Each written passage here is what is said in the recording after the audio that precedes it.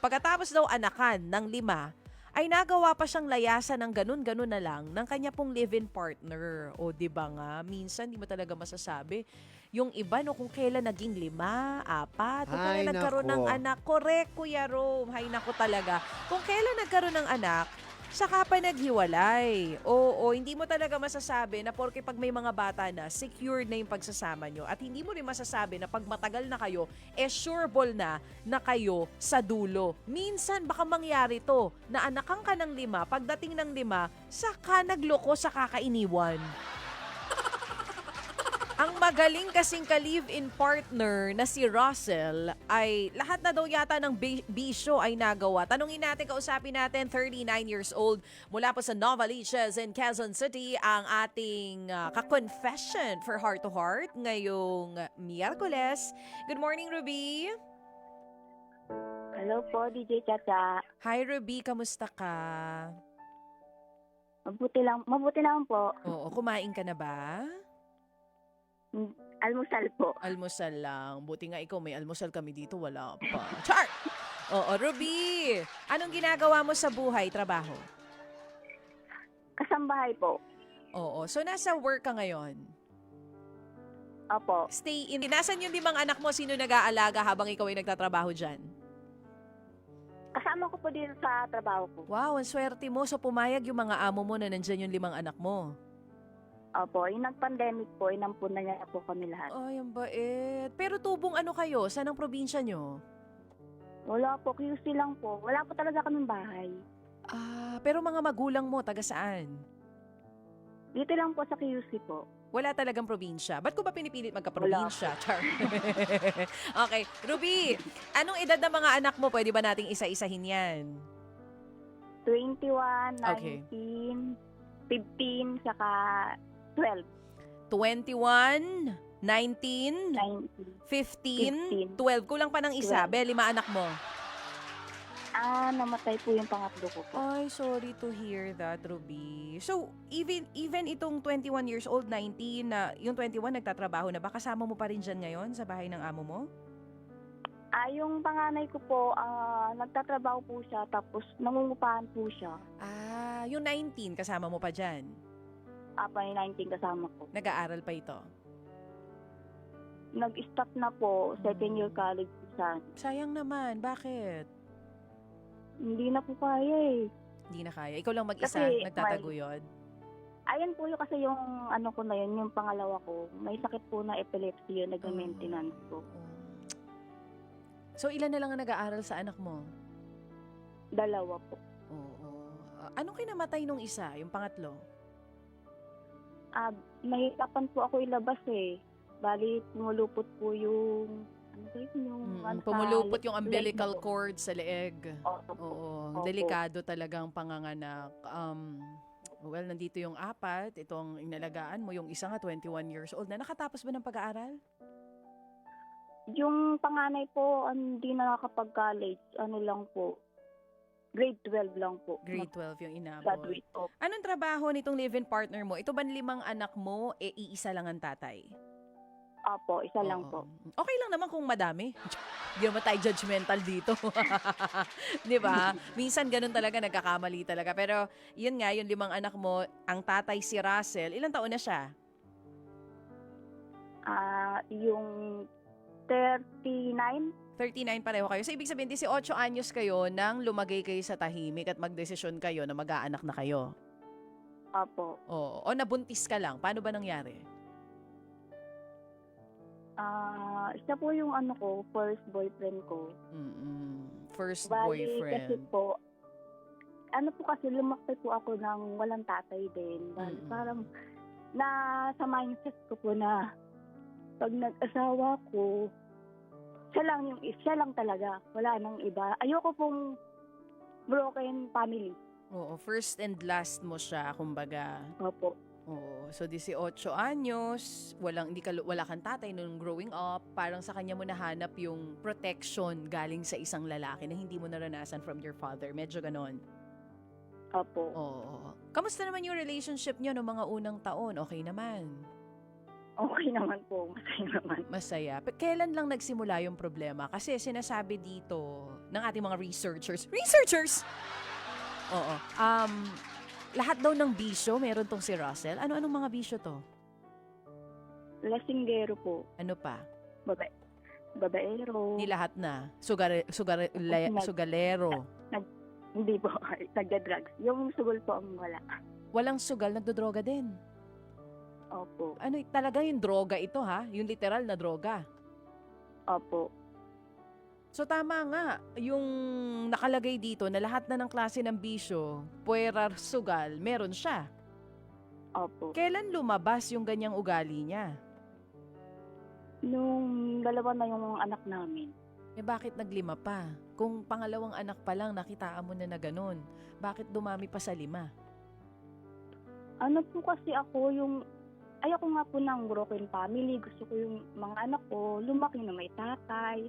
So, you're Parang saying, hope nag-ano pa po ako yung, maasa ka. opo, maasa po ako na magbabago siya. Ayoko yung maranasan ng mga anak ko yung makinggan na walang tatay. Mm-mm. So dahil nung pangalawang anak, lumalabas na yung ugali niyang ganun, nakikita mo na 'di ba, nambababae, nagdodroga, pero hinayaan mo kasi mahal mo at umaasa ka na magbabago pa. Plus the fact na ayaw mong lumaki yung mga bata nang wala yung tatay nila. So kahit na hindi Opo. nagbabago, kaya naglima pa yung anak nyo. Minsan lang po kasi pero parang mabuntis. Ano ba ang tawag doon? Mabilis mabuntis? Ay, taray nung mabilis mabuntis. Ayun yung mga tinatawag natin na roller coaster of emotions na siya. Kanina umiiyak, biglang tatawa. Wag kang mahiya dito sa kwento mo kasi tinatry ko lang intindihin where you're coming from kasi marami talagang Ano po ganito yung kasi- storya and di ka namin i-judge. Wag ka mag-alala dahil maraming kapareho mo na alam mo yung kahit nakikita na nila na may problema dun sa partner nila, they're still hoping for the best, hoping na magbabago. Kaya umabot sa ganito na even if nung 2 pa lang, alam mo na ganun yung ugali, umabot sa 5 yung anak nyo. Kasi syempre, una, mahal mo yung lalaki. Pangalawa, umaasa kang maayos pa yung pagsasama nyo. Wala kang kailangang ipaliwanag dito. Okay lang yun. Hindi mo kailangan sabing mabilis ka mabuntis o nahakbangan ka lang nabuntis ka. Okay lang yon. It's atay tayong Ano po kasi dalawa. siya, Ha? DJ Chacha. Oo. Ano po kasi siya, yung minsan lang po siya umuwi, pero parang Ay, minsan lang umuwi, kaya miss na miss niya, Jeff. Di, syempre, Kuya Ro, minsan lang to uuwi. Di ba? Pag uwi doon, yun na, bakbaka na ito. Naman, naalala niya pa. Sige, hala, papang-anim pa yan. Tigas ng ulo mo, ha. Nasaan yung lalaki ngayon? Kasi balita ko, nag-alsabalutan na lang daw, bigla na lang daw lumayas. At siya pa ang may gana lumayas sa ugali niyang yun. Nasaan siya? Hindi ko po alam, DJ Chacha. Hindi ko na po rin inaalam. So, kailan pa ito? Kailan pa siya nawala sa bahay nyo na parang bula na lang, na mistulang multo? Ano na po, 13 years na po. Okay. So, single ka for 13 years. Opo. Ilang taon ulit yung bunso nyo? Magta-13 na po sa February 28. So, after nung bunso, wala na siya, hindi na siya nagparamdam at all. Opo. At ikaw, solo mong pinalaki na lang itong mga bata. Opo. May trabaho ba siya? May trabaho naman po. Pag gusto lang niya. Ganun. Parang nagdadalawang isip pa siya kung may trabaho. Pag gusto lang May niya. trabaho naman daw po. Pag napagod sabi. siya, ayaw na niya. Ganun. Okay, anyway, anong work niya nung panahon na kayo pa? Ano po, driver, sleep lover. Driver siya. Okay. Ano nangyari nung huling time na nakita mo siya, may pinag-awayan ba kayo? Kasi di naman yun, talagang bigla na lang nag-asabalutan, tas pag uwi mo ng bahay nyo, wala na? Ganong level? Mala pelikula? Ganon ba yun? Yung nangyari? Hindi po. Bali, umalis lang siya tapos hindi na bumalik. Okay. Oo. At Nananakit din po kasi. nananakit din. Nananakit din Pero, po. kasi may kinalaman siya sa droga, no? Wag naman daw sana siyang na war on drugs. Buhay pa naman to. Buhay pa to. Buhay pa naman daw, sabi ng mga kamag-anak niya. So, hindi ka rin sure. Kasi di ba may war on drugs nung nakaraan eh. I mean, buhay pa naman to kasi may kinalaman sa droga ha. Alam naman natin yung nangyari, di ba, nitong nakaraan. Oo, okay pa to confirm buhay. Talagang hindi na lang nagpaparamdam. Opo, Okay, kung okay. buhay po. Sige. Kamusta yung mga bata? Nung nangyari yung 13 years ago, paano mo pinaliwanag sa kanila yung nangyari? For sure, hahanapin nila yung tatay nila. Parang hindi rin po nila hinahanap kasi parang hindi rin nila naramdaman na may tatay sila. Ibig sabihin, mas okay pa nung nawala. Opo, kasi dati po kasi pag sinasaktan po ako, nakikita po nila kung paano ko saktan. Saka naawa din po sa akin. Grabe, no? Meron pala talagang gano'n. Naakala lang natin sa pelikula. Yung kokombohin ka, nagdodroga na, nananakit. Lahat na ng bisyo meron, ng bababae. And hindi ko ma-picture kung paano yung naging buhay mo doon. I'm sure masalimuot. Pero paano mo natagalan? Mahirap, yeah. Kamusta ka ngayon? Kamusta ngayon yung pagiging single parent mo? Mas okay na po ngayon kasi walang masyadong nabawasan na ng konsumisyon. Saka kasi po dati kala ko hindi ko kayang itaguyod yung mga anak ko. Ngayon kasi nakadepende ko sa kanya. Ngayon na kaya ko pala. Mm-hmm. Before wala kang trabaho? Pa?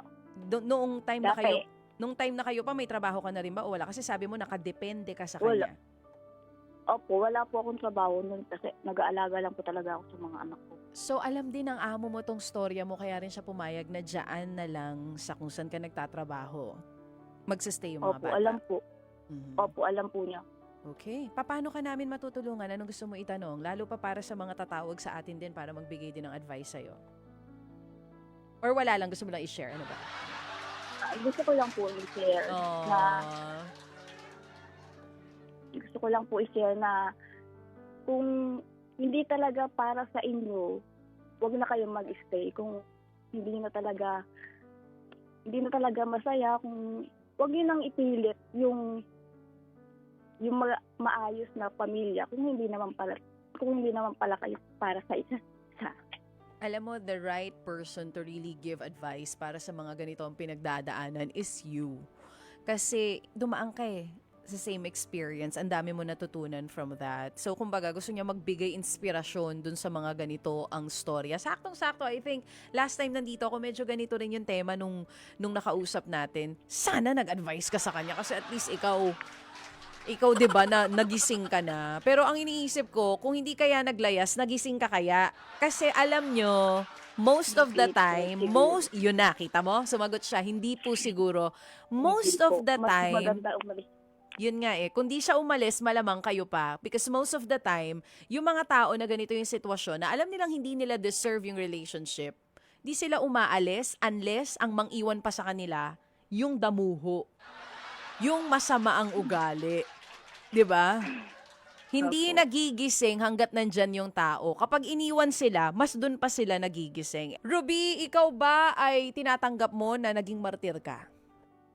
Opo, tinatanggap mo. At ikaw ba ay matiisin din, hindi lang dun sa partner mo? Ganun ba talaga yung ugali mo? Yung kahit mahabang, nakakainis na sitwasyon, magsastay ka, ganun ka katiisin? Opo, ganun po. Saan galing yung ganung attitude? I mean, paano yung background mo? Paano kayo growing up? Bakit ganyan kakatiisin?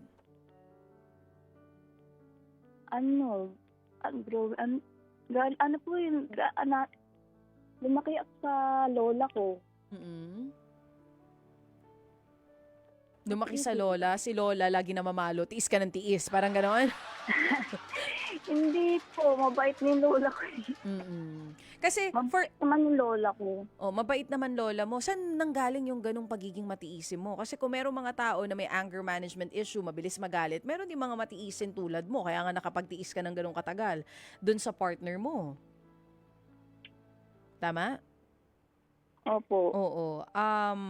Paano yun? Paano ka pinalaki ng lola mo? Kasi, I don't know kung ako lang, pero naniniwala ko kung paano ang pagkatao natin ngayon, galing yun sa kung paano tayo pinalaki at kung paano tayo lumaki. Naniniwala ka ba doon? Ruby? Parang hindi po doon galing eh. Saan galing? Talagang too much love lang talaga ito. Kasi bali po, nagtiis lang po ako kasi nga po, wala po kaming bahay, nakikita lang. Parang nagtiis na lang ako na ganun ang ginagawa sa akin kasi ayoko nang bumalik doon sa mga kamag-anak ko kasi mahirap po doon sa mga kamag-anak ko rin. Kaya nagtiis na lang ako. Gusto ko malaman, sa kanya. bakit nga ba doon ka sa lola mo lumaki? Asan ang parents mo? Yung parents ko po ay, yung nanay ko nag-asawa din po. So, hiwalay ang nanay at tatay mo? Opo. Okay. Ruby, thank you so much for sharing your story. I'm just so happy na ngayon mas maayos na yung buhay mo and you're still working para sa mga anak mo. Kanina pinag-uusapan natin yung tungkol dun sa background mo na ang dahilan kung ba't dun ka sa lola mo lumaki ay dahil hiwalay din yung parents mo. And maybe that's the reason why gusto mo ng buong pamilya. Because growing up, hiwalay yung nanay at tatay mo. So siguro nung bata ka, dahil di ka nakaranas ng ganun, sinabi mo sa sarili mo na pag ikaw nagkaroon ka ng sarili mong pamilya, sisiguruhin mong buo yun. So kahit at the expense of you, kahit hindi ka happy na, kahit yung pagtrato sa'yo ay hindi na maganda, pinipilit mo pa rin na buo yung pamilya mo because you want your kids to grow up having a complete family. 'Di ba? Kaya tiniis mo. Kung di pa nga nag-alsabalutan, nandiyan pa yan malamang ngayon. Di ka pa rin magigising. Pero I just want you to know, and to every woman, or minsan lalaki din naman, nagkakaproblema sa asawa nilang babae, to every person listening or watching us right now, na pakiramdam mo, pag mas buo yung pamilya, mas lalaking mas maayos yung mga bata, that is not true. Hindi yun ang basihan para lumaking maayos at masaya ang mga bata. Even yung aso, nag-a-agree sa akin. Kahit yung aso sa background, nag-a-agree. Hindi yung pagkakaroon ng buong pamilya ang basihan para maging masaya at maging maayos ang paglaki ng mga bata. Sometimes yung pagpipilit natin, nabuuin pa rin yung pamilya kahit alam naman natin na pareho na kayong hindi masaya or kahit alam mo na hindi ka natatrato ng tama, mas yun pa yung nagiging dahilan kung ba't di nagiging mas maayos yung mga bata. Kasi lumalaki sila sa isang pamilya na wala namang pagmamahal. Lumalaki sila sa pamilya na nakikita nila na tinotolerate ng nanay nila yung pambabastos at pananakit ng tatay nila. 'Di ba?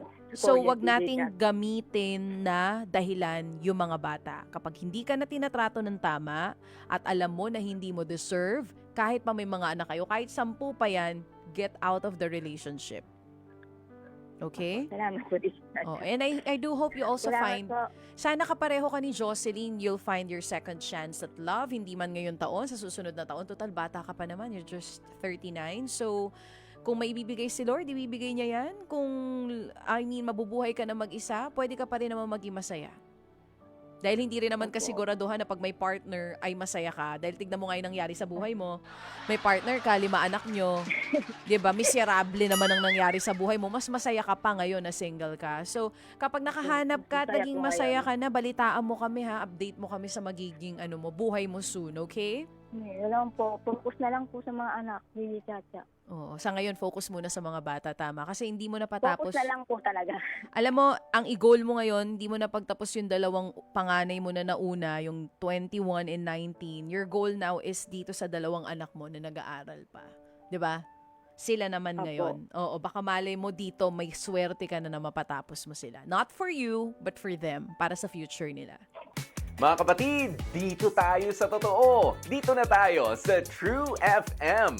Mag-subscribe at mag-follow na sa social media accounts at True Network PH sa FB, Instagram, X na dating Twitter, YouTube, TikTok, and podcasts.